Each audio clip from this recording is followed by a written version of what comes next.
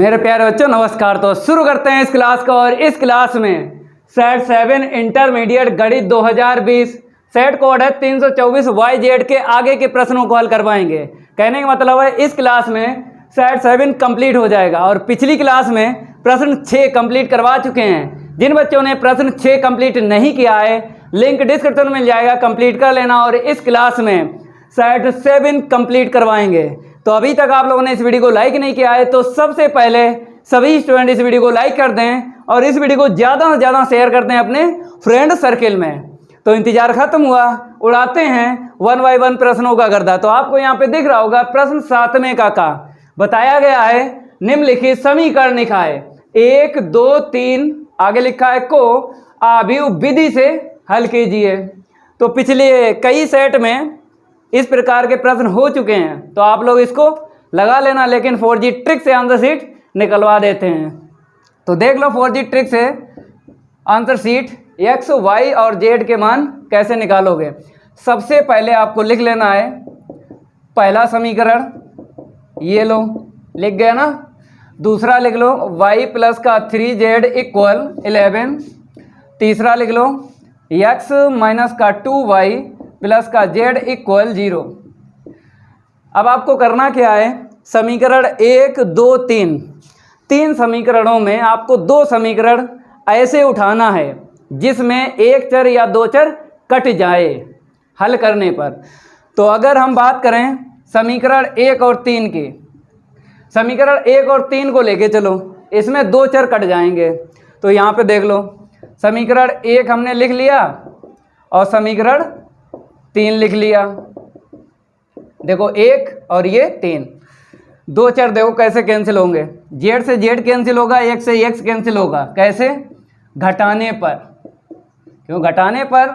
आपको पता ही है जिस चर को काटना है अगर उनके चिन्ह सेम है या समान है तब हम लिखेंगे घटाने पर। ये तो जानकारी आपको है। तो घटाने पर चिन्ह चेंज हो जाते हैं। प्लस है माइनस, माइनस है प्लस, ये माइनस हो जाएगा। 0 चाहे प्लस का हो चाहे माइनस का, वो तो 0 ही प्लस का ही रखना पड़ता है। तो यहाँ पे चिन्ह ना दो कोई दिक्कत नहीं है। ये कट गया, ये कट गया। यहाँ पे देखो कितना मिलेगा 3y इक्वल 6। ठीक है, घटाओगे ना 6 में से 0 गया 6 ही मिलेगा। तो y बराबर 6/3, 3 दूनी 6। तो y का मान कितना निकला? 2 निकला। ठीक है, अब y का मान आपको किस में रख देना है? समीकरण 2 में रख देना है। z का मान निकल आएगा। 2 यहाँ पे रखेंगे, उस तरफ लेके जाएंगे तो देखो माइनस का 2 हो जाएगा ना। 3z इक्वल घटा लो 9 बचेगा ना यहाँ पे। ठीक है, तो z का मान कट्टा पिट्टी कर लो, z का मान निकलेगा 3। y पता चल गया, z पता चल गया। अब x को निकालना है तो समीकरण 1 का यूज कर लो चाहे समीकरण 3 का यूज कर लो। तो समीकरण 1 का यूज करेंगे, y और z का मान रखेंगे। यहाँ पे देख लो प्लस y का मान यहाँ से रख लो, z का मान यहाँ से रख लो, बराबर 6। x बराबर 6 में से 3 + 2 5 को उस तरफ लेके जाएंगे, घटाएंगे तो कितना मिलेगा? 1 मिलेगा। तो x का मान 1, y का मान 2 और z का मान क्या पता चला? 3। 4G ट्रिक से निकाल दिया आंसर। मज़ा आ गया होगा। मज़ा आ गया तो वीडियो को लाइक कर दो सभी स्टूडेंट। और नए अगर स्टूडेंट हो, चैनल सब्सक्राइब नहीं किया है तो चैनल सब्सक्राइब करने के साथ साथ बेल आइकन जरूर प्रेस कर लेना, क्योंकि उसमें आपका ही फायदा है। जब भी हम वीडियो अपलोड करेंगे तो नोटिफिकेशन रैपिड फायर की तरह आपको मिलेगा। ठीक है, तो इसको होमवर्क डाल देते हैं हम। यहाँ पे देख लो होमवर्क पड़ चुका है, लगा लेना। पिछले कई सेट में आव्यूह विधि से समीकरण को हल कर चुके हैं बेसिक से। ठीक है, इसको हम रफ कर देते हैं। तब तक आप लोग अगला प्रश्न देख लो। अगले प्रश्न की है बारी और नहीं करेंगे उसके साथ कोई यारी। रफ करने में थोड़ा सा टाइम चला जाएगा, आपको कोई दिक्कत वाली बात नहीं है। ये लो रफ हो गया। अगला प्रश्न जो है साड़िक है। तो साड़िक में क्या बताया है? यहाँ पे देख लो खा का फर्स्ट सिद्ध कीजिए कि इस साड़िक का मान हमें AQ निकालना है। ठीक है, तो LHS आपको लेके चलना है। यहाँ पे देखो इसका हल LHS लिख देते हैं। पहली पंक्ति के अवयव ए प्लस बी, ए प्लस बी प्लस सी। दूसरी पंक्ति के अवयव देख लो 2a, 3a प्लस का 2b, 4a प्लस का 3b, थोड़ा इसको बढ़ा लेते हैं, प्लस का 2c। ठीक है, नहीं दिख रहा है, थोड़ा बड़ा लिख देते हैं, ये लो c लिख दिया। ठीक है, तीसरी पंक्ति के अवयव दे लो 3a प्लस 6, 6a प्लस का 3b, 10a प्लस का 6b प्लस का 3c। ऑपरेशन यूज करो, ऑपरेशन यूज करके आंसर शीट निकालो ए क्यू। देखो कैसे, जैसे यहाँ पे a है, यहाँ पे 3 है। अगर पहली पंक्ति में 3 का गुणा कर दें और हम पहली पंक्ति जो है घटा दें किसमें, तीसरी पंक्ति में, तो यहाँ पे 0 मिल जाएगा। देखो बहुत से बच्चे ये कहते हैं कि सर डायरेक्ट प्रसार से लगाओ, सरल पड़ता है। देखो डायरेक्ट प्रसार करोगे इस साड़ी का तो कैलकुलेशन करना पड़ेगी ज़्यादा, आंसर शीट आ जाएगी ए क्यू, प्रसार से भी आ जाएगी। लेकिन प्रसार से अगर करोगे तो टाइम ज़्यादा लगेगा। ऑपरेशन यूज करो, ऑपरेशन यूज करने पर 2 0 आप बना लो किसी भी पंक्ति या किसी भी स्तंभ में, फिर उसके बाद प्रसार करो तो एक पद की कैलकुलेशन करना पड़ेगी। अगर यहाँ से अगर आपने प्रसार कर दिया तो 3 पद की कैलकुलेशन करना पड़ेगी। थोड़ा टफ रहेगा, टफ नहीं रहेगा, कैलकुलेशन आप करना जानते हो लेकिन समय ज़्यादा लगेगा। तो इसीलिए बोलते हैं ऑपरेशन यूज करके करो ना, एक पद की कैलकुलेशन करना पड़ेगी, 2 0 बना लो। ठीक है, तो हम यहाँ पे 2 0 बना लेते हैं। देख लो यहाँ पे हमने R3 ले लिया, तीसरी पंक्ति ले लिया। ठीक है, तीसरी पंक्ति में हम घटाएंगे पहली पंक्ति, लेकिन 3 का गुणा करके। ठीक है, 3 का गुणा हो चुका है, 3a में से 3a चला गया 0। यहाँ पे देखो 3a प्लस 3b, 3b से 3b कैंसिल हो जाएगा तो 3a और 6a, तो 6a में से 3a माइनस कर लो तो कितना मिलेगा, 3a मिल जाएगा। ठीक है, अब यहाँ पे 3 का गुणा होगा क्योंकि सभी अवयव में होता है गुणा जब आप किसी भी पंक्ति किसी भी स्तंभ में गुणा करते हो। ठीक है, 3a plus 3b plus 3c, तो 3c से 3c कैंसिल हो जाएगा।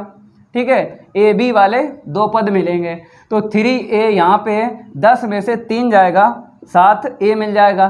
ठीक है, और 6b यहाँ पे 3b, तो 6b में से 3b माइनस करो, प्लस का 3b मिलेगा। अब आपको 1 0 मिल गया तीसरी पंक्ति में।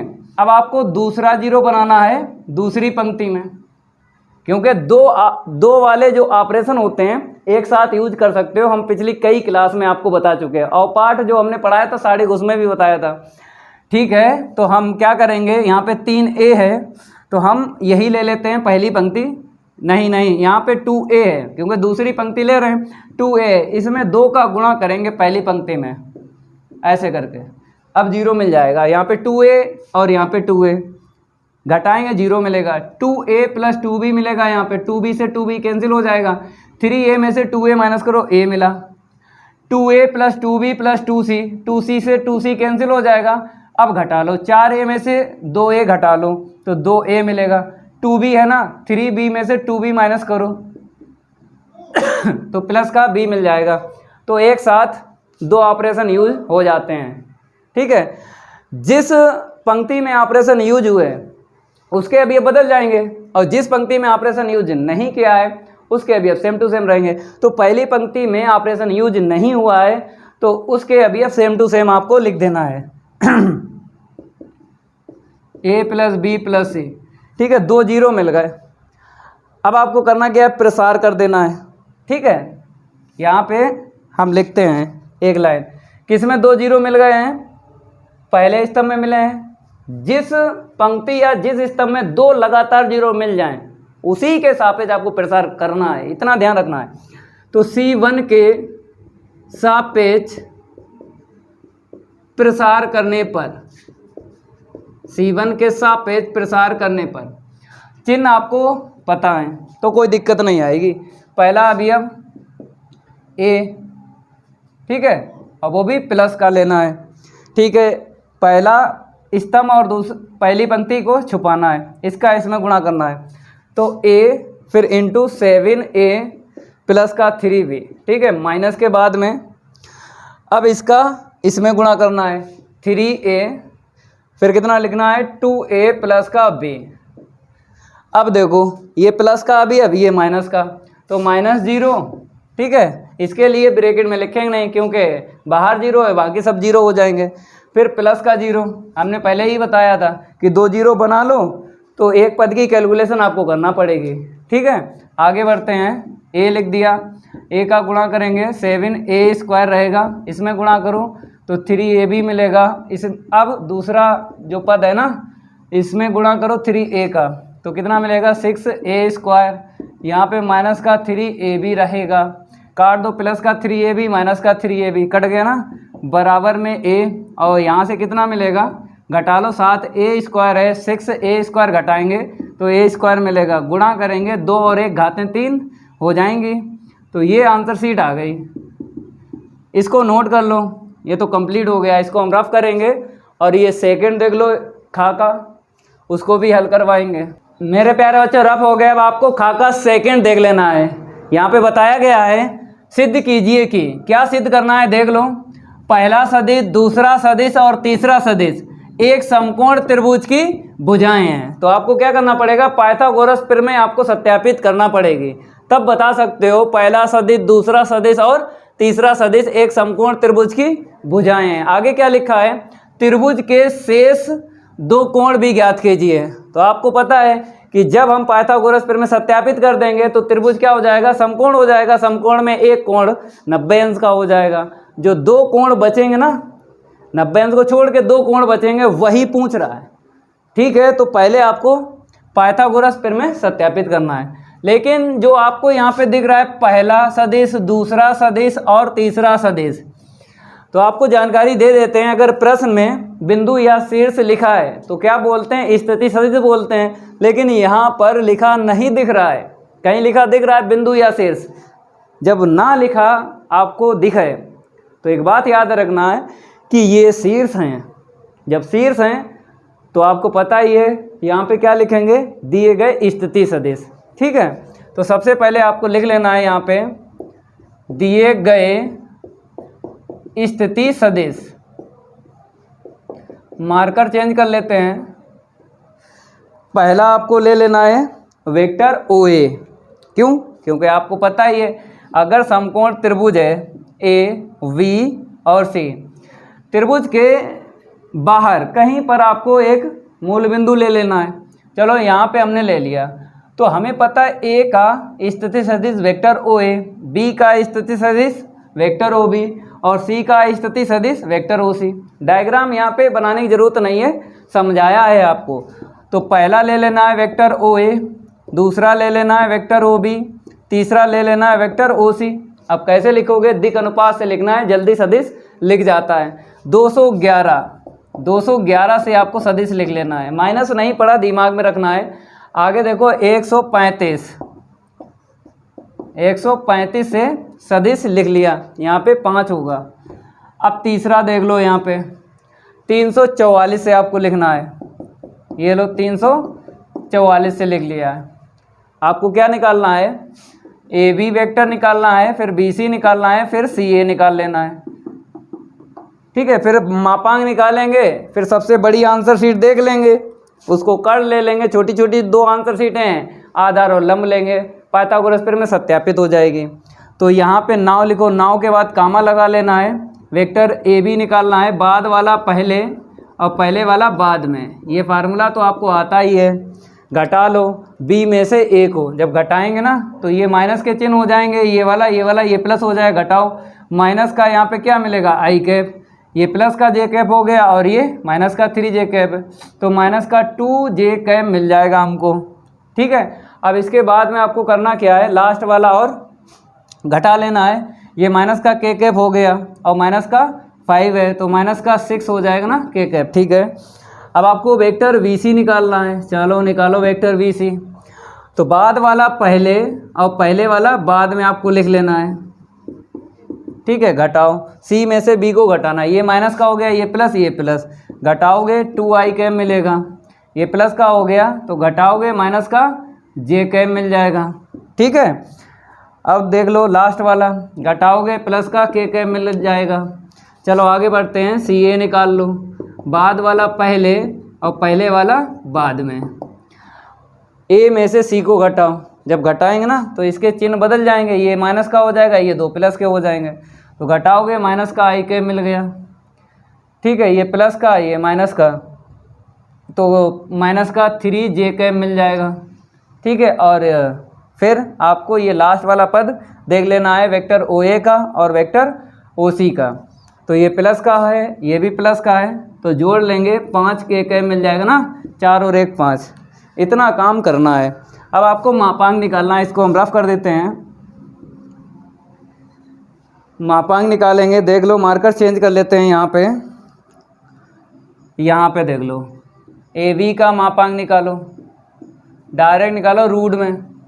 ये सदिश है, आई कैप का गुणांक -1 है, -1 का स्क्वायर प्लस 1 आएगा, फिर प्लस माइनस 2 का स्क्वायर 4 हो गया, फिर प्लस -6 का स्क्वायर 36 बराबर 36 4 40 और 1 41 मिलेगा रूट में।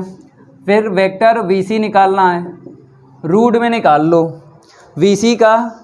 देख लो ये सदिश 2 का स्क्वायर 4, फिर प्लस -1 का स्क्वायर 1, फिर प्लस 1 का स्क्वायर 1, कितना मिला रूट 6 मिला। अब ऐसे ही आपको सी ए वेक्टर निकालना है, ये लो रूट में आपको निकाल लेना है। तो इसका सदिश कहाँ पे है, लास्ट में है।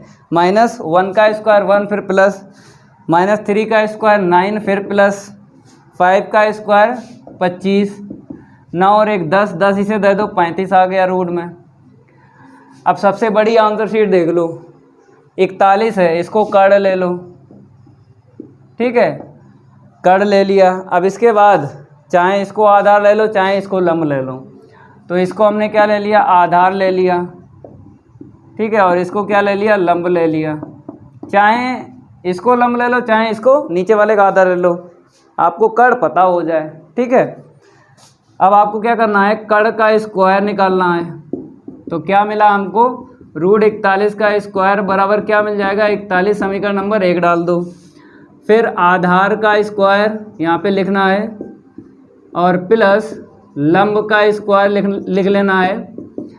क्या है, आधार रूट 6 है ना, ठीक है, लंब 35 रूट है, कितना मिलेगा 6 + 35 बराबर 41। इसे समीकरण नंबर 2 डाल दो। तो समीकरण 1 की आंसर शीट समीकरण 2 की answer sheet same to same है, तो आपको बराबर कर देना है। यहाँ पे देख लो समीकरण 1 व 2 से कड़ का स्क्वायर बराबर आधार का स्क्वायर प्लस लंब का स्क्वायर, पाइथागोरस फिर में क्या हो गई, सत्यापित हो गई। 2 लाइनें आपको लिखना है, इसके बाद 2 लाइनें लिखना है। और ये सदिश निकाले हैं ना, इनको हम कहीं लिख लेते हैं, क्योंकि त्रिभुज के शेष 2 कोण भी ज्ञात करना है।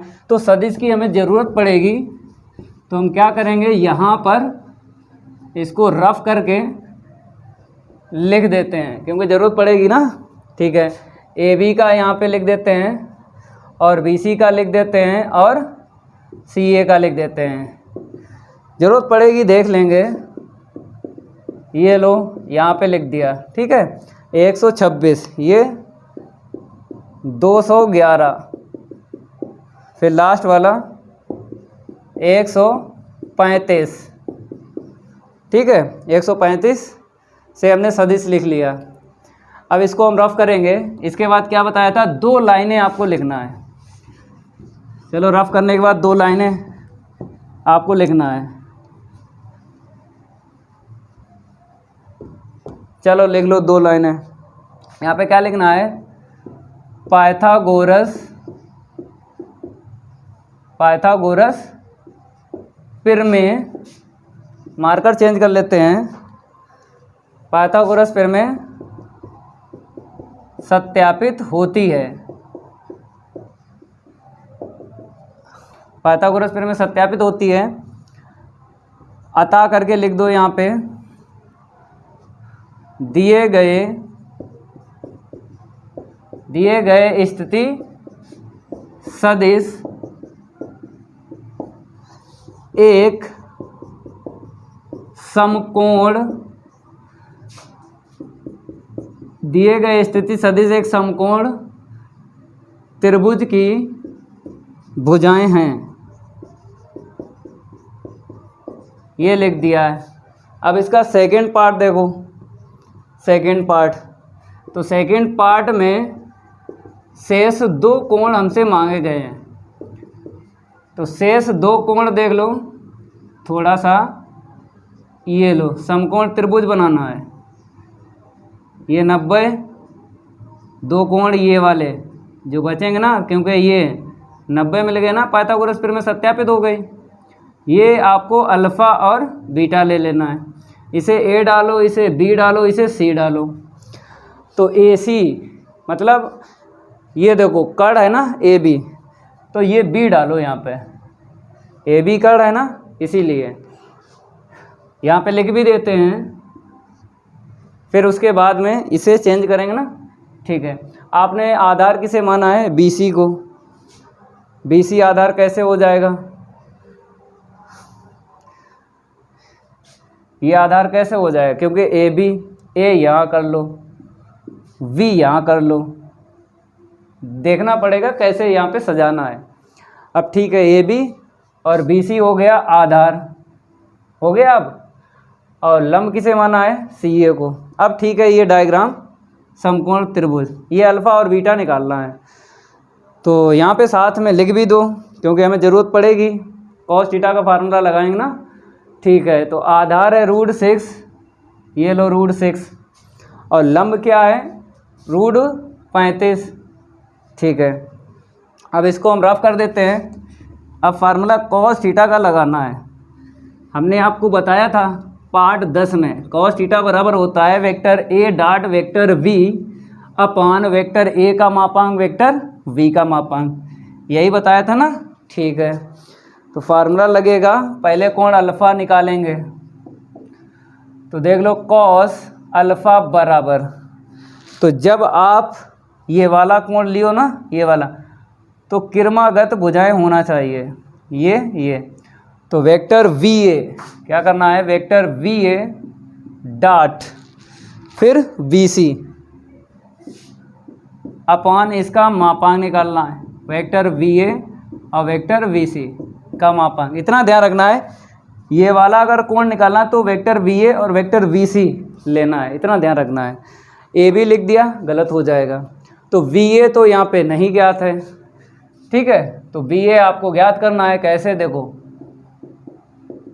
ओ ए में से ओ बी को घटा लेना है, पता चल जाएगा सदिश।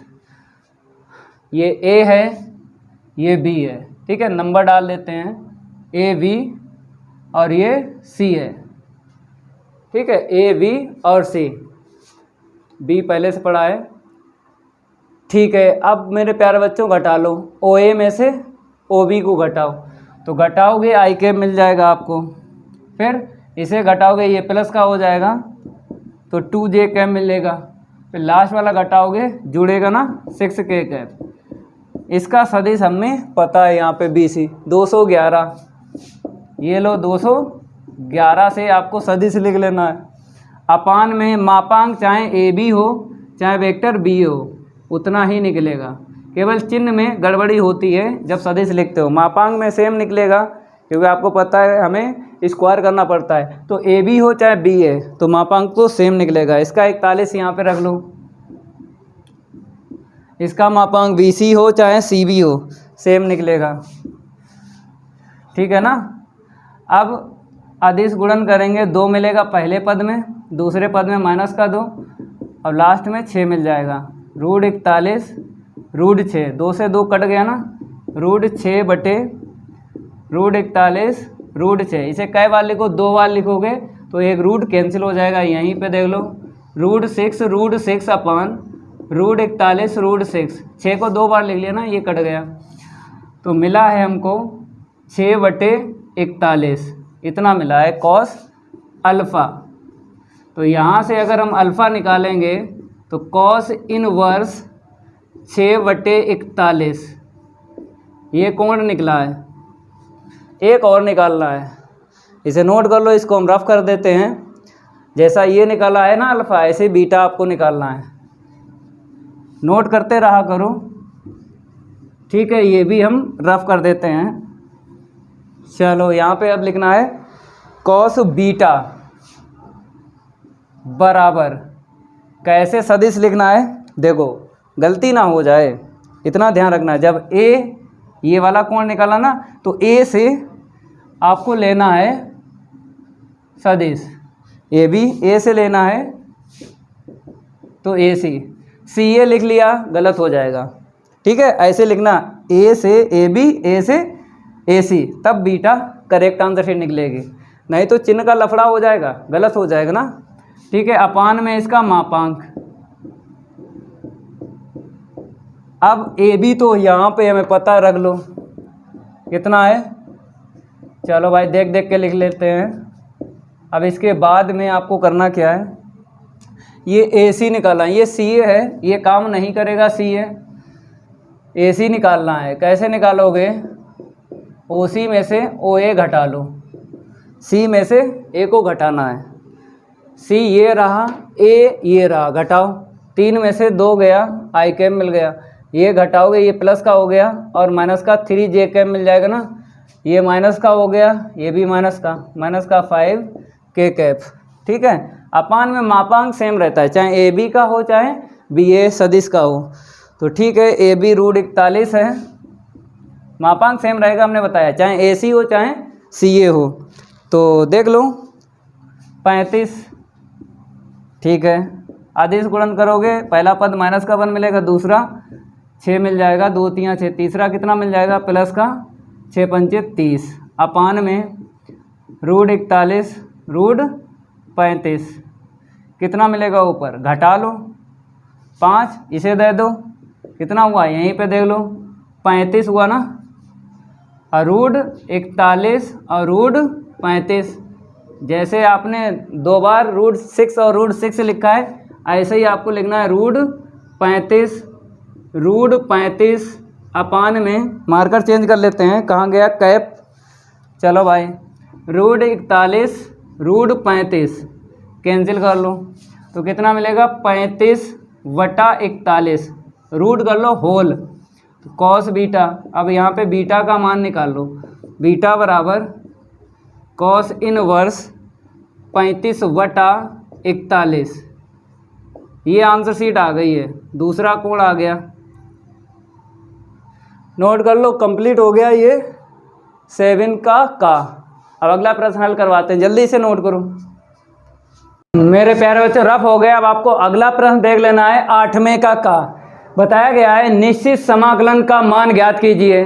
तो ये प्रश्न रिपीट हुआ है, ये प्रश्न हो चुका है, कहाँ पे हुआ है, यहाँ पे देख लो, सेट 2 324 EXB, प्रश्न 8वें का खा, तो आप लोग लगा लेना। ठीक है, अब देख लो खा, बताया गया है, इसमें फलन दिया गया है fx बराबर sin x plus cos x का उच्चिष्ट मान ज्ञात कीजिए। तो सबसे पहले आपको क्या करना है, 2 बार अपकलन करना है, क्योंकि हमने आपको बताया था जब उच्चिष्ट और निम्निष्ट पढ़ाया, हमने यही बताया था, अगर आपको प्रश्न दिख जाए उच्चिष्ट और निम्निष्ट का, तो एक बात याद रखना, आपको 2 बार अपकलन करना पड़ेगा, और जो 1 बार अपकलन करोगे ना, उसकी आंसर शीट से आपको क्या करना है, x का मान निकालना है। वो x का मान आपको चेक करना है पहले, जो दूसरा अपकलन करते हो, 1 बार किया वहाँ से x का मान मिल जाएगा, जो द्वितीय अपकलन होता है ना, उस आंसर शीट में आपको चेक करना है पहले, उच्चिष्ट होगा तभी उच्चिष्ट मान ज्ञात कर पाओगे। ठीक है, इतनी जानकारी आपको दे दी है, यहाँ पे फर्स्ट पार्ट है खा का। ठीक है, सबसे पहले क्या लिखना है, दिया गया फलन fx बराबर, लिख लो sin x प्लस का cos x, करो अपकलन। तो यहाँ पे लिखना पड़ेगा x के सापेक्ष अवकलन करने पर, तो इस हिंदी का मतलब आपको पता ही है कि बराबर के इस तरफ d/dx रखना है, बराबर के उस तरफ d/dx रखना है, sin x प्लस का cos x, तो इसका अपकलन हो जाएगा f डैश x। यहाँ पे देखो साइन का होता है cos, cos का होता है माइनस साइन, CO से स्टार्ट है ना, जो CO से स्टार्ट होते हैं वो माइनस छोड़ते हैं, इतनी जानकारी आपको होना चाहिए। फिर एक बार और अवकलन करना है पुनः x के सापेक्ष अवकलन करने पर। हिंदी का मतलब तो पता ही है कि बराबर के मेरी तरफ d/dx रखना है, बराबर के उस तरफ आपको d/dx रखना है। चलो अवकलन करो, यहाँ पे हो जाएगा f डबल डैश हो जाएगा ना, ठीक है, कॉस का माइनस साइन x और माइनस का साइन का कॉस x, ठीक है। यहाँ पे क्या करना है, इस आंसर शीट से पहले x का मान निकालना है, तो लिखना पड़ेगा आपको fx के, यहाँ पर जो हिंदी लिखी है इसको हम रफ कर देते हैं मेरे प्यारे बच्चों, जो प्रश्न में हिंदी लिखी है यही हिंदी आपको लिखना है। fx के उच्चिष्ट या इसका छोटा भाई क्या है, निम्निष्ठ। fx के उच्चिष्ट या निम्निष्ठ मान के लिए ये हिंदी आपको लिखना पड़ेगी, तभी x का मान निकालना है। इस हिंदी का मतलब पता ही आपको कि f डैश x बराबर क्या करना पड़ेगा आपको 0, ठीक है, तब x का मान निकलेगा। f डैश x की आंसर शीट देख लो, cos x minus sine x है, ठीक है, cos x माइनस का साइन x। ये देखो, ये लाइन आपको कहीं दिख जाए, मतलब साइन और कॉस हो, चाहे बीच में प्लस हो चाहे माइनस, अगर बराबर 0 है तो एक बात याद रखना, आपको टेन या कॉट बना लेना है, इतना ध्यान रखना। तो हमें टेन बना लेना है या फिर कॉट बना लेना है, चलो कॉट बना लेते हैं। ये फिक्स लाइन है, यहाँ पे लिख देते हैं फिक्स लाइन, कहीं आपको दिख जाए तो याद रखना है टेन या कॉट बनाना है। चलो कॉट बना लेते हैं, नीचे भेज दिया साइन को बराबर 1, ये कॉट x बन गया। चलो मान निकालो, कॉट कितने का मान होता है, 45 का होता है, कॉट से कॉट हटा दो ना, x का मान π/4 निकला। यही x का मान आपको चेक करना है इसमें, तो उतना नोट कर लो।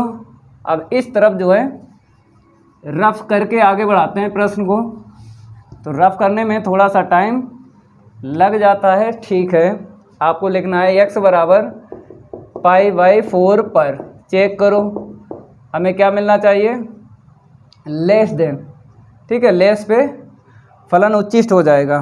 तो f डबल डैश जहाँ जहाँ x है π/4 रखना है इस लाइन में, जहाँ जहाँ आपको x दिख जाए, साइन माइनस का है, ठीक है, कॉस π/4। तो मेरे प्यारे बच्चों इसका मान क्या होता है 1/√2, 45 का मान 1/√2 होता है, ठीक है। इसको हम रफ कर देते हैं और आगे बढ़ते हैं।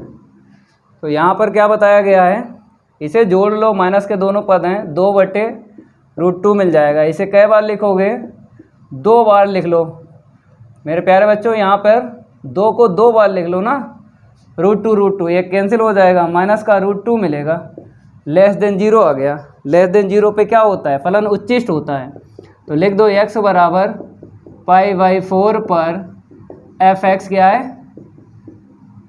उच्चिष्ट है। अब आपको उच्चिष्ट मान ज्ञात करना है, कैसे ज्ञात करोगे, जो ये प्रश्न में है ना फलन, इसी में आपको x बराबर π/4 रख देना है और आंसर शीट निकल आएगी। तो इसको हम रफ कर देते हैं और आगे बढ़ते हैं। चलो आपको लिखना है यहाँ पे उच्चिष्ट मान, उच्चिष्ट मान, यहाँ पर fx बराबर आपको लिख लेना है साइन x प्लस का कॉस x, रख दो π/4, जहाँ जहाँ x है π/4 आपको रख लेना है।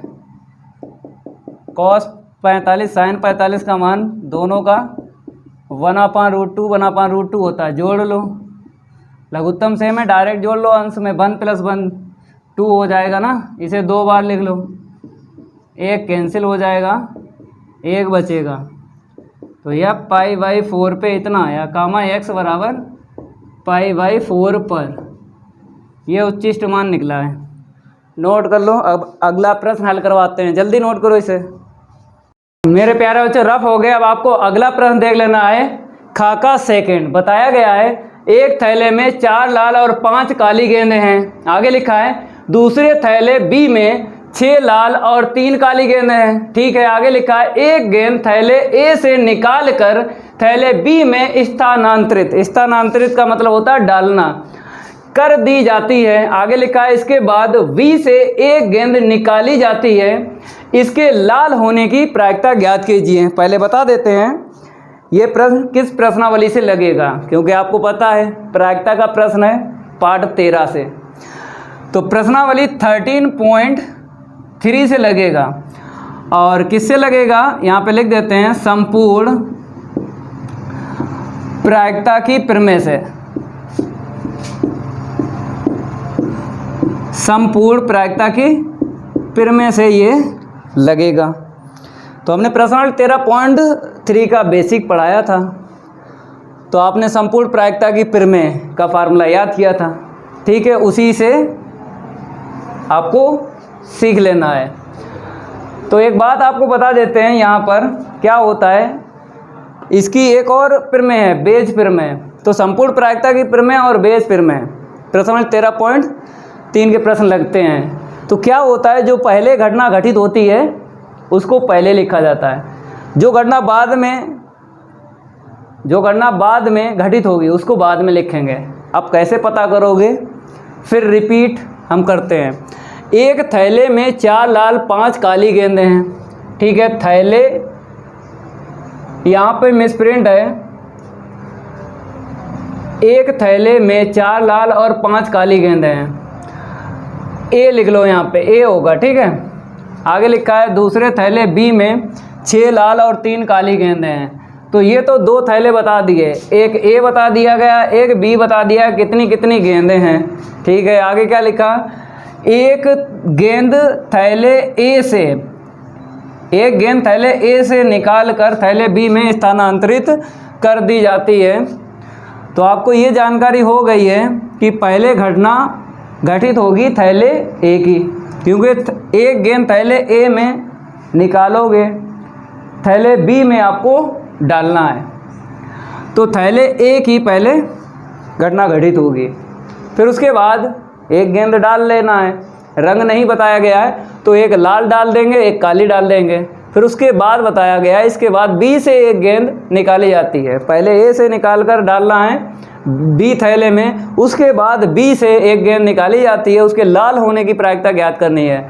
ठीक है, तो यहाँ पर कैसे लिखना है हम आपको बता देते हैं। जो पहले घटना घटित हुई है उसको आप क्या लिखना है, E1। कैसे लिखना है हम आपको बता देते हैं। थैले ए से एक लाल गेंद निकाल कर, थैले ए से एक लाल गेंद निकाल कर किस में डालना है, निकाल कर थैले बी में डालने की घटना, ऐसे लिखना है आपको। ठीक है, E2 ले लेना है दूसरी घटना। लाल गेंद यहाँ पर बताया नहीं गया है, एक गेंद थैले ए से निकाल कर थैले बी में स्थानांतरित करना है, लेकिन रंग नहीं बताया है, तब हम 2 दफ़े बताएंगे, एक लाल गेंद और उसके बाद काली गेंद। तो लिख लो फिर यहाँ पर, अरे भाई थैले ए से एक काली गेंद निकाल कर थैले बी में डालने की घटना।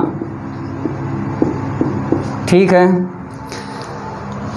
ये घटनाएं पहले घटित हुई हैं तो इनकी प्रायिकताएं निकाल लो। PE1, पहले आपको यहाँ से यहाँ तक सेंटेंस की प्रायिकता निकालना है। ठीक है, यहाँ से यहाँ तक की। उसके बाद हम एक अन्य घटना ले लेंगे जो थैले में बी में स्थानांतरित कर देंगे, और उसके बाद क्या करेंगे, थैले बी से एक गेंद निकालेंगे, उसकी लाल होने की प्रायिकता बताएंगे। ठीक है, यहाँ से यहाँ तक की प्रायिकता निकालो। तो एक लाल गेंद निकालने की प्रायिकता, तो फार्मूला पता है, Ne1/ns होता है। कुल गेंदें देख लो, थैले ए में कितनी है, 4 और 5 9। कुल परिस्थितियाँ, फिर अनुकूल परिस्थितियाँ। तो यहाँ पर एक लाल गेंद निकालना है कितनी, 4 हैं। पता नहीं पहली निकालना है, मतलब या दूसरी मिल जाए या तीसरी या चौथी, मतलब कितने प्रकार हो जाएंगे निकालने के एक लाल गेंद, 4 तरीके हो जाएंगे। क्या पता पहली निकली, क्या पता दूसरी निकली, क्या पता तीसरी लाल गेंद निकली, क्या पता चौथी, पता नहीं रहता ना। तो आपको यहाँ पे 4 लिखना है। निकाली एक गई, लेकिन यहाँ पे 4 लिखा जाएगा, इतनी जानकारी होना चाहिए। फिर उसके बाद PE2 देख लो, Ne2/ns। जैसे यहाँ पे प्रायिकता निकाली है ना, एक लाल गेंद, ऐसे ही यहाँ पर एक काली गेंद की निकालना है। टोटल 9 काली, कितने तरीके होंगे, एक गेंद निकाल लेंगे 5 तरीके हो जाएंगे। पता नहीं पहली निकली, दूसरी निकली या तीसरी निकली काली गेंद, या चौथी या 5वीं निकली, तो 5 प्रकार हो जाएंगे। अब अन्य घटना आपको लेना है। अन्य घटना, ये तभी प्रश्न आप लोग समझ सकते हो जब आप 13.3 आपने कंप्लीट की होगी, तभी ये प्रश्न समझ सकते हो। अन्य घटना हम ए ले लेते हैं, अन्य घटना ए ले लेते हैं। क्या ले लेते हैं, थैले बी से लाल गेंद निकालने की घटना।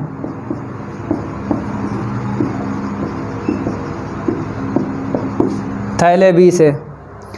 तो मेरे प्यारे बच्चों, अब साप्रतिबंध प्रायिकता का यूज करेंगे। देख लो यहाँ पे, साप्रतिबंध प्रायिकता से बटे में आपको निकालना है, बटे में। तो यहाँ पर हम निकालते हैं, देखो P जो घटना घटित हो चुकी है उसे नीचे लिखना है, E1 ये घटना घटित हो चुकी है, और आपको ए की प्रायिकता निकालनी है। घटना ये देखो E1 घटित हो चुकी है, फिर आपको थैले बी में जो गेंद डाली है, ठीक है, कोई सी गेंद डाली उससे मतलब नहीं, हमें लाल गेंद, यहाँ पे क्या है, लाल गेंद निकालने की प्रायिकता ज्ञात करनी है। तो देख लो यहाँ पे लाल गेंदें कितनी हो जाएंगी, एक गेंद आपने डाली है थैले ए से थैले बी में, एक लाल गेंद निकाल कर डाल दी, तो 6 लाल हैं, एक डाल दी है, तो कितनी गेंदें हो जाएंगी, 7। ठीक है, और काली तो नहीं डाली, तो काली गेंदें उतनी ही रहेंगी जितनी हैं थैले बी में 3। ठीक है, ऐसे करके आपको समझना है। चलो अब लाल गेंद निकालने की घटना, कुल परिस्थितियाँ 3 और 7 10, लाल गेंद निकालना है ना, तो कितनी है, 7। तो पता नहीं रहेगा कि पहली निकलेगी या दूसरी लाल या तीसरी या चौथी। एक गेंद लाल निकालना है, कितने तरीके हो जाएंगे, 7 तरीके, तो 7 यहाँ पे लिखना है। ठीक है, अब यहाँ पे आ जाओ, तो P जो घटना घटित हो चुकी है उसे नीचे E2 और एक लाल गेंद निकालना है। तो मेरे प्यारे बच्चों गेंद डाल दो।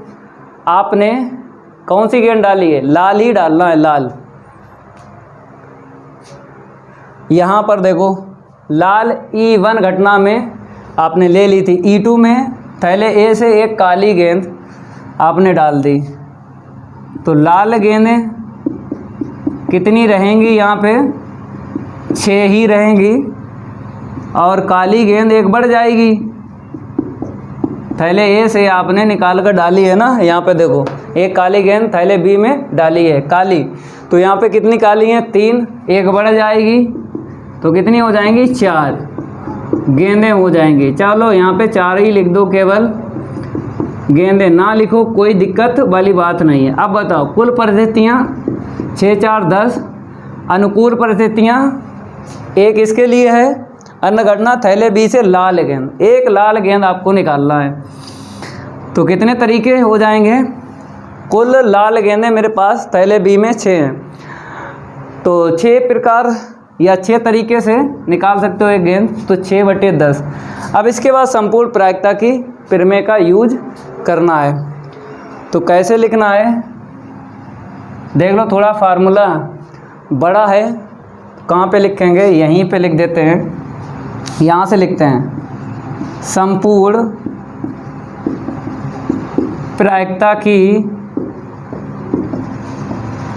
प्रमेय से कैसे लिखना है, PA बराबर कैसे लिखा जाता है आपको पता है, PE1 into PA/E1 plus PE2 into PA/E2 ऐसे लिखा जाता है। ये आपको याद होना चाहिए। PE1 4/9, फिर उसके बाद PA/E1 यहाँ पे देख लो 7/10, ये लो 7/10 प्लस PE2 का मान यहाँ से देख लो 5/9, PA/E2 का मान 6/10, ठीक है, यहाँ पे 28/90 आ जाएगा और प्लस यहाँ पे 5 छक्का 30/90, लघुत्तम सेम है, डायरेक्ट जोड़ लो।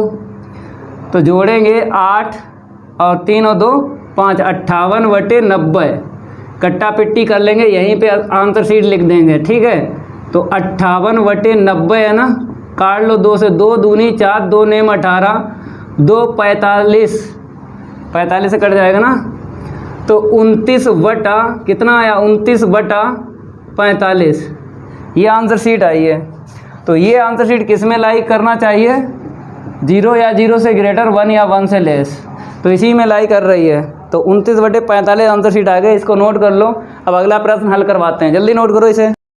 मेरे प्यारे बच्चों रफ हो गया। अब आपको अगला प्रश्न देख लेना है। नमे का बताया गया है अनिश्चित समाकलन का मान ज्ञात कीजिए, ठीक है। तो इसका हल देख लो, यहाँ पे I बराबर आपको लिख लेना है। सबसे पहले अंश में है 2x + 1/, हर में है 2x² प्लस का x माइनस का 3। बहुत सरल ये प्रश्न है, इस प्रकार के प्रश्न आप लोग हल कर चुके हो। देखो मेरे प्यारे बच्चों, एक बात हम आपको बता देते हैं, हमने आपको फार्मूले लिखाए थे 7.4 में, देख लो a² माइनस का x² का लिखाया था और अंश में 1 था, ठीक है, 1 लिखाया था, x² माइनस का a², ठीक है। 3 फार्मूले ये रूट में आपको लिखाए थे ना, तो यही फार्मूला यूज होगा इस वाले प्रश्न में। लेकिन अगर देखा जाए यहाँ पर क्या है, अचर है, अंश में यहाँ पर अचर है, अंश में यहाँ पर भी अचर है, अंश में। तो मेरे प्यारे बच्चों यहाँ पर क्या है, मेरे पास चर है, चर 2x + 1, तो अचर बनाना है। उसके बाद हम क्या करेंगे, यहाँ पे 2 पद बनाएंगे पूर्ण वर्ग विधि से, दोनों पे घाते 2, फिर इनमें से कोई सा फार्मूला लग जाएगा। लेकिन उससे पहले पूर्ण वर्ग विधि बाद में यूज करेंगे, पहले अंश में अचर पद बनाना है। अचर पद बनाने के लिए 7.2 का यूज करना है आपको, प्रश्नावली। प्रतिस्थापन विधि का यूज करना है। तो फलन को t मानते हैं, लेकिन हमने यहाँ पर 2 फार्मूले बताए थे, फार्मूलों का यूज करेंगे।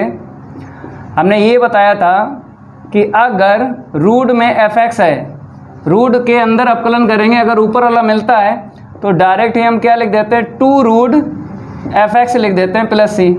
पहला फार्मूला हो गया। दूसरा देख लो, यहाँ पर यही यूज होगा, क्योंकि दूसरा तो रूट में नहीं है और यहाँ पे रूट है, तो रूट वाला ही यूज होगा। तो क्या करेंगे, हम फलन को t नहीं मानेंगे, हम रूट के अंदर अपकलन करके देखते हैं। 2x² प्लस का x माइनस का 3 अपकलन करेंगे, हमें देखना है अंश वाला मिल रहा या नहीं। तो पहला पद 4x दे देगा और दूसरा पद 1 दे देगा, तीसरा पद 0 दे देगा। तो ये अपकलन है 4x + 1, ऊपर नहीं है 4x + 1। अगर होता तो डायरेक्ट ही हम क्या लिख देते, 2√fx लिख देते, मतलब 2√ इतना लिख देते, आंसर शीट आ जाती। लेकिन 4x + 1 नहीं है, बनाना है। उसके बाद 4x + 1 के बाद मतलब इतने के नीचे इतना लिखना है, ठीक है। कैसे बनेगा, 2 का भाग दे दो, 2 का गुणा कर दो, तो 4x प्लस का 2 अपान 2x स्क्वायर प्लस का x माइनस 3 रूट के अंदर। अब मेरे प्यारे बच्चों हमें चाहिए 4x प्लस 1। पहले चर को मैच किया जाता है, मैच हो गया। पहले चर को मैच किया जाता है, हो गया। अब अचर को मैच करना है। यहाँ पे 2 है, 2 को कैसे लिखोगे 1 प्लस 1, ठीक है 1/2, तो 4x प्लस का 1 फिर प्लस का 1 अपान में रूट में 2x स्क्वायर प्लस का x माइनस का 3 और यहाँ पे dx। अब मेरे प्यारे बच्चों अवकलन की आंसर शीट जो आती है ना, उस आंसर शीट के बटे इतना लिखना पड़ेगा, तब ये फार्मूला आपको यूज करना है, ठीक है। तो यहाँ पर लिखना पड़ेगा, पहले उसको हम रफ कर देते हैं। ये बेसिक थोड़ा सा आपको समझा दिया है, ठीक है। आगे बढ़ते हैं। यहाँ पर I बराबर तो 4x प्लस 1 के बटे आपको लिख लेना है 2x square plus x minus 3, ठीक है। ये ब्रैकेट ना लगाओ। अब क्या बचा 1, तो 1 के बटे भी आपको लिख लेना है 2x square plus x minus का 3। कितने पद हैं? 2 पद हैं, दोनों का आपको अलग अलग समाकलन करना है। तो 1/2 इसको रफ कर देते हैं। 2 पद हैं, पहले हम क्या करेंगे लिख लेते हैं, उसके बाद अवकलन करेंगे। पहला पद हो गया, दूसरा पद 1/2 का गुणा कर दो, ये हो गया 2x square plus x minus का 3 dx। पहले पद का अवकलन पता ही है, इसका अवकलन किया हमको मिल गया अंश में। तो डायरेक्ट ही आपको क्या लिखना है 2 रूट fx होता है, ये fx है, क्योंकि अपान में अगर रूट x है तो समाकलन डायरेक्ट याद होना चाहिए। अपान में अगर रूट x है 2 रूट x होता है, वही यहाँ पे हम यूज करेंगे। 2x स्क्वायर प्लस का x माइनस का 3, 2 से 2 काट दो, यहाँ पे आ जाओ। देखो अचर बन गया, 7×4 का यूज करेंगे। कैसे? पूर्ण वर्ग बनाएंगे। तो x स्क्वायर का गुणांक देखना है, 1 होना चाहिए। यहाँ पे 2 है, पहले आपको 2 कॉमन लेना है ज़बरदस्ती। तो हमने 2 कॉमन ले लिया, जहाँ से मिला चला गया, जहाँ से नहीं मिला भाग लग गया, ठीक है। ये रूट है और यहाँ पे dx लिख लेना है। यहाँ पे कितना आया 2x square plus x minus का 3, ठीक है। अब यहाँ पे आ जाओ, बाहर निकालोगे √2 निकलेगा 1/x square plus 1/2x minus का 3/2। अब आपको पूर्ण वर्ग विधि यूज करना है। x स्क्वायर का गुणांक हमको मिल गया, यहाँ पे x स्क्वायर का गुणांक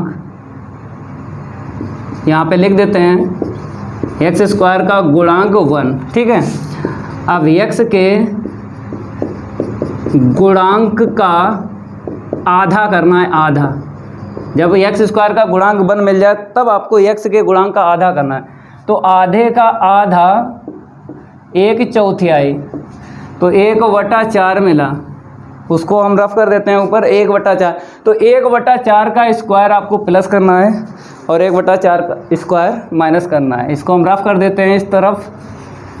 थोड़े से ये प्रश्न लॉन्ग होते हैं, ठीक है, तभी 6 नंबर और 8 नंबर में ये पूछा भी जाता है। चलो आगे बढ़ते हैं। इसको हम क्या करेंगे a लिख लेंगे, बार बार लिखेंगे इस पद को तो ज़्यादा टाइम लगेगा। तो a लिख लेंगे जब तक इसका समाकलन नहीं हो जाता है, जब हो जाएगा फिर इस वाले पद को लिख देंगे। ऐसे आप लोग भी लिख लेना पेपर में अगर ये प्रश्न आ जाए। तो x square plus 1/2x minus का 3/2। अब आधे का वर्ग जोड़ना है और आधे का वर्ग घटाना है, ठीक है। ये लो। अब इसके बाद में करना क्या है, I बराबर a प्लस 1/2 √2। अब यहाँ पे देखो, अगर x स्क्वायर प्लस का है तो x वाले 2 पदों को 1/4 का स्क्वायर जो जोड़ा है वही आपको देना है, होल स्क्वायर बनाना है, ठीक है। a square b square 2ab, तो x प्लस 1/4 का होल स्क्वायर, 1 2 3 पद से बना लिया। a square plus b square 2ab करोगे तो इतना मिलेगा।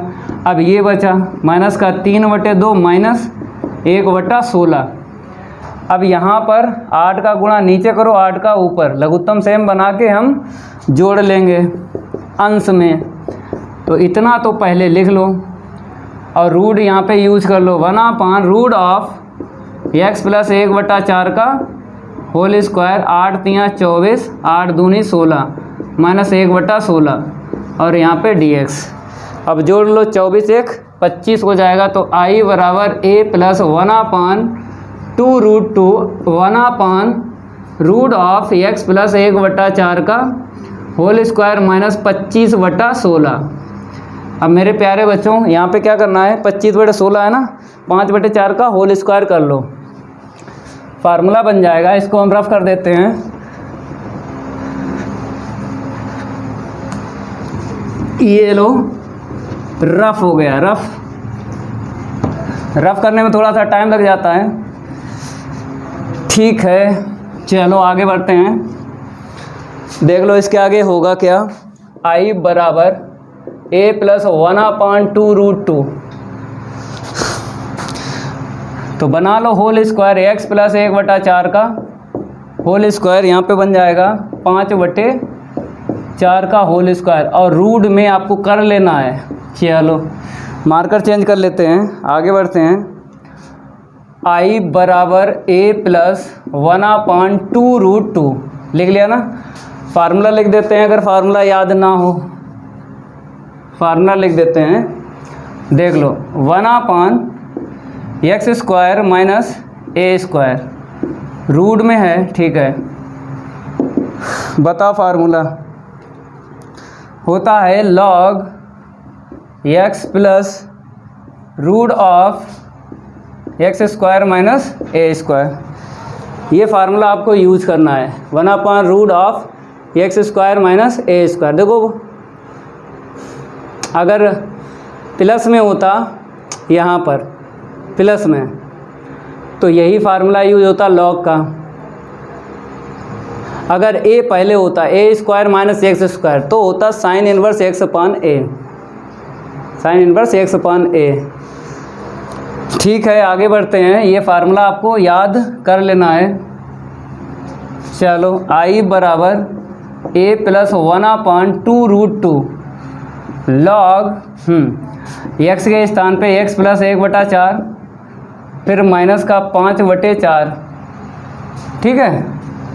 5/4 नहीं लिखना है, अचर लिखना है, घात हटा के, प्लस रूट में सेम टू सेम लिखना है, x प्लस 1/4 का होल स्क्वायर माइनस 5/4 का होल स्क्वायर, और मोड में चर चेंज है, अपकलन करना है अपान में। तो अपान में अपकलन करो, क्या निकलेगा, 1 निकलेगा, 1 + 0 1। समाकलन होने के बाद c को जोड़ लेते हैं। अब आपको क्या करना है, रूट में ये जो प्रश्न का होता है वही आपको लिखना है। तो i बराबर a plus 1/2√2 log x plus 1/4, ऐसे ही लिखो, ओपन कर लो। ओपन करेंगे तो x² प्लस a² b², फिर प्लस का 2ab, तो 1/2x माइनस 25/16 मोड में लिखना है, और प्लस का c। चलो प्रश्न का जो रूट में है ना वही बनाना है। तो i बराबर a प्लस 1/2√2 लॉग मोड में x प्लस 1/4 प्लस, तो x² प्लस 1/2x, यहाँ पे देखो 25 में से 1 घटा लो, लघुत्तम सेम है, तो 24/16 प्लस c, 4 छंग 24, 4 चक्कू 16, ठीक है। एक लाइन और यहाँ पे लिख जाएगी। तो a प्लस 1/2√2 लॉग मोड में x प्लस 1/4 प्लस, यहाँ पे क्या मिला, x² प्लस 1/2x, और प्लस का 6/4, और कट जाएगा, काट लो, 2 तियाँ 6, 2 दूनी 4, 2 से और काट लिया। अब लघुत्तम ले लो 2, तब ये मिलेगा प्रश्न का। इसको हम रफ कर देते हैं, आगे बढ़ते हैं। थोड़ा सा ये प्रश्न लॉन्ग है, चलो रफ हो गया, आगे देख लो। i बराबर a प्लस 1/2√2 लिख लिया, फिर लॉग मोड में x प्लस 1/4 फिर प्लस रूट में आपको लिख लेना है, लघुत्तम ले लो तो 2x² प्लस का x और माइनस का 3 मिलेगा, यहाँ पे माइनस होगा, ठीक है, और प्लस का c। अब आपको करना क्या है, इसे आगे लिख लेना है, i बराबर a plus 1/√2 log x plus 1/4 plus 1/√2 लिख दो, ठीक है। रूट में अलग अलग कर लो तो 2x² प्लस का x माइनस का 3, यहाँ पे क्या है माइनस का 3 और प्लस c। अब a का मान रख लो, a का मान पहले ही रख लेते, चलो बाद में रख लेना।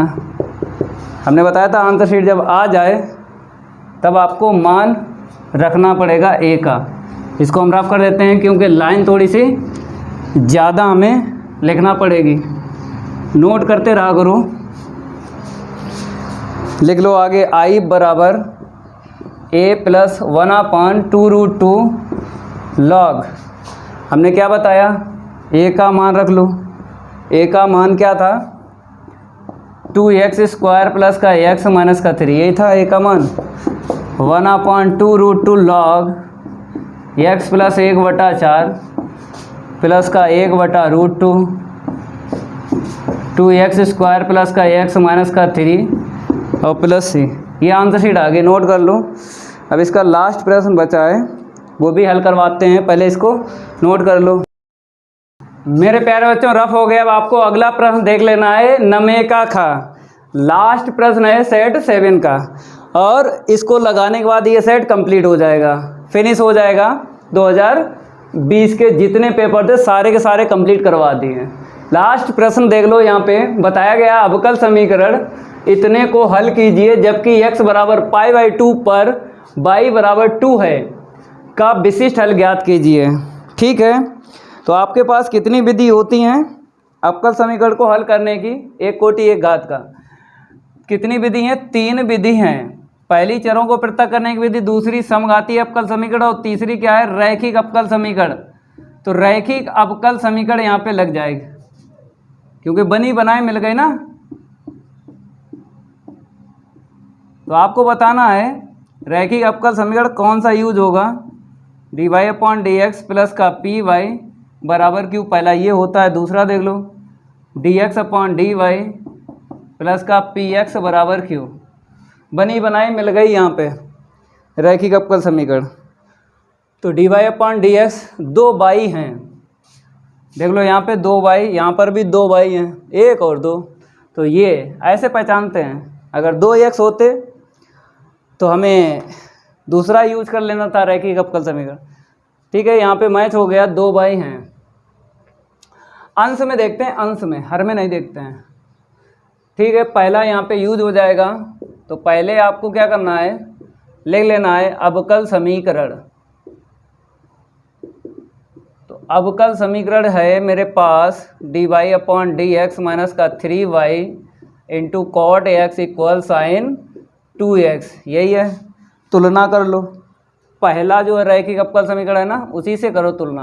तुलना dy/dx प्लस का py बराबर q से करने पर p और q के मान आपको निकाल लेना है।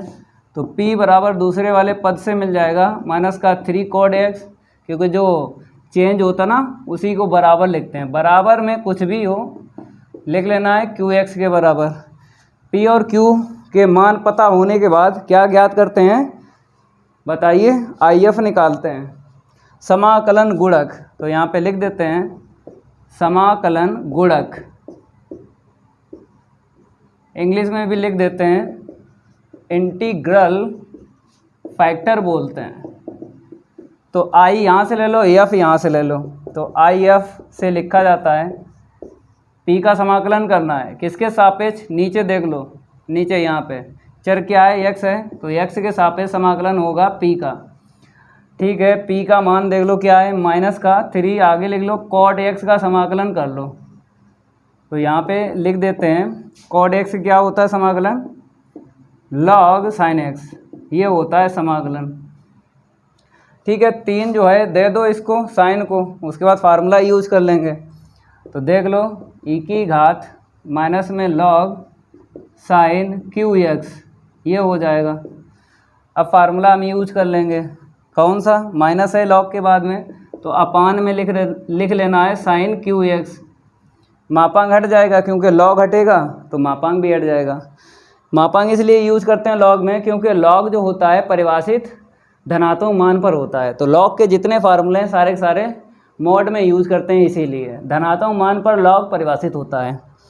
लेकिन एक फार्मूला लगा है यहाँ पे, देख लो e की घात माइनस का log मोड एफ एक्स बराबर होता है 1/f(x). ये फार्मूला हमने लिखाया था जब हमने अवकल समीकरण आपको पढ़ाया था। चलो आगे बढ़ जाते हैं।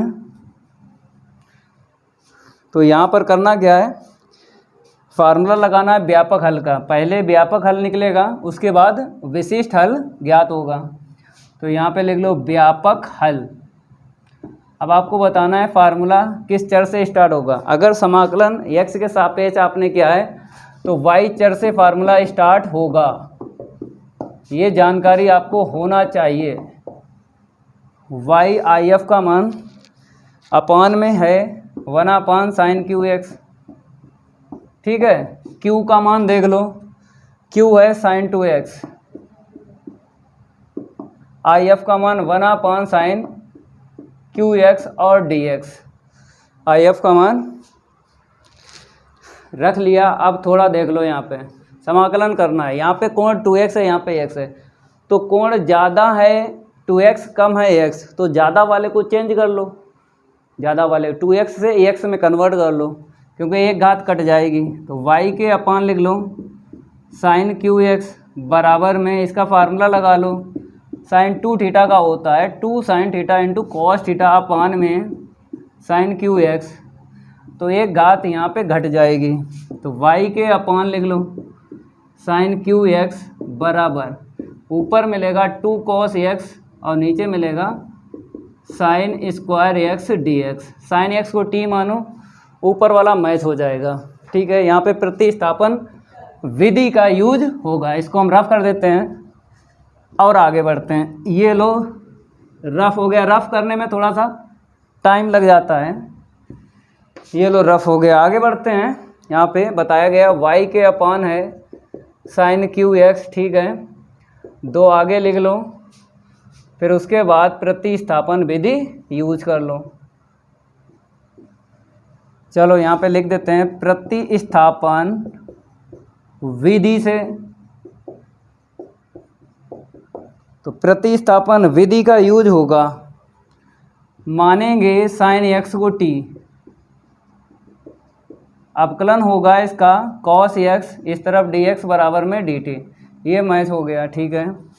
y के अपान लिख लो यहाँ पे साइन क्यू एक्स बराबर में 2 1/t² और dt। 2 मान रखना पड़ते हैं जब प्रतिस्थापन विधि यूज करते हैं, एक जो माना है एक जो मैचिंग हुई है, रख लिए दोनों मान। 1/t² का समाकलन करना है, तो y के अपान लिख लो यहाँ पे साइन क्यू एक्स बराबर में 2। बताओ भाई 1/t² का क्या होता है, -1/t होता है। इतनी जानकारी होना चाहिए। ऊपर लेके जाओगे t की घात -2, एक जोड़ोगे ऊपर t की घात -1, नीचे -1, हल कर लिया तो डायरेक्ट लिख दिया। ऐसे ही आपको करना पड़ेगा, डायरेक्ट कर लो ना। छोटे छोटे जो समाकलन होते हैं उनको डायरेक्ट कर लो। लॉन्ग अगर प्रश्न है, छोटे छोटे समाकलन डायरेक्ट कर लिया करो। चलो आगे देखते हैं। यहाँ से थोड़ा इसको हम रफ कर देते हैं, यहाँ से ले लेते हैं। तो y के अपान क्या है साइन क्यू एक्स बराबर में माइनस का 2/t प्लस सी। टी का मान वापस रख लो।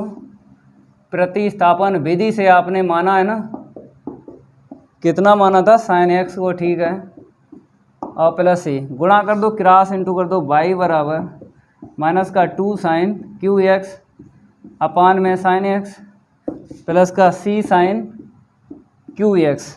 एक घात काट लो यहाँ पे, अंश में कितनी मिल जाएगी, अंश में मिल जाएगी घातें 2, क्योंकि एक घात कट जाएगी तो 2, ठीक है। c sine x Q x है, समीकरण 1 डालो, ये निकला है व्यापक हल।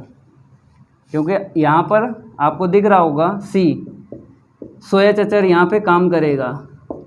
सी जो है समाकलन नेता SOH अचर का काम करेगा, इसीलिए व्यापक हल है। निकालना क्या है? विशिष्ट हल।